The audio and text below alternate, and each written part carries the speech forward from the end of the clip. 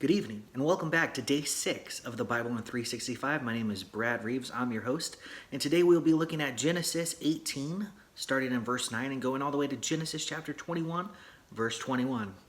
Let's get started.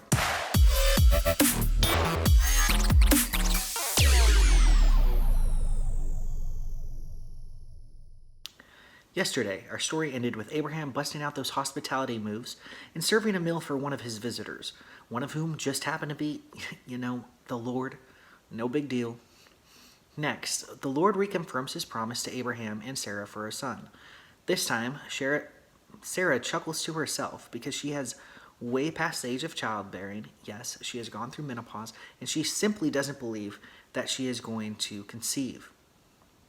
The Lord confronts this doubt and questions Sarah about her laughter, but Sarah denies her laugh. At this point, the Lord and two others, who were likely angels, rose and head towards Sodom. And Abraham, as was customary for the day and age, travels with them for a short while. Now, at this point, God tells Abraham that he is going to evaluate Sodom and Gomorrah and ultimately judge the cities according to their deeds. Here, Abraham asked a significant question that I believe many of us ask from time to time.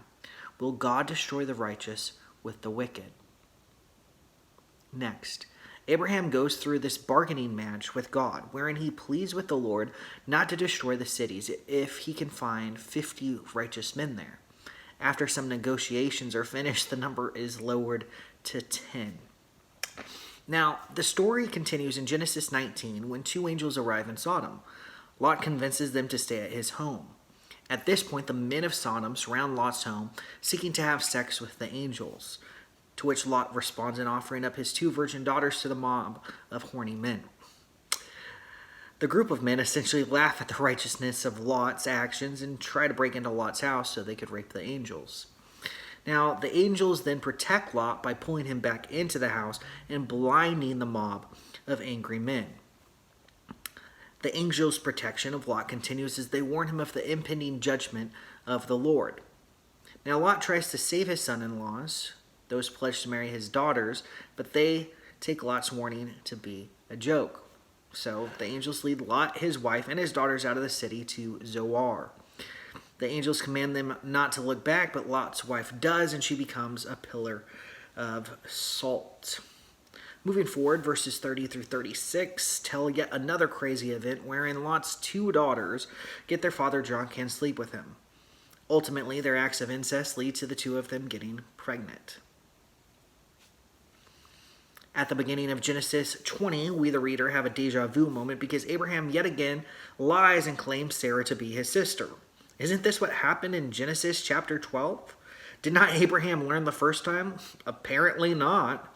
And as sometimes is the case, Abraham, like us, fell back into a sinful pattern by making the same mistake. So, God appears to Abimelech in a dream and tells him that Sarah is a married woman and that if he were to sleep with her, that he would die. Now, this demonstrates that God takes the whole heir or covenant thing very seriously. Sarah had not yet conceived Isaac, and there was to be no doubt that Isaac was the seed of Abraham. The last thing that we want is a who's the father fiasco. In any case, the chapter finishes by Abimelech returning Sarah to Abraham, Abraham offering some bogus excuse as to why he lied in the first place, and lastly, Abimelech offering restitution to Abraham in the form of sheep, cattle, slaves, and silver. Now, the time has finally come. Genesis 21 tells the story of Isaac's birth, the birth of the promised son, who was then circumcised to fulfill the command given to Abraham by the Lord.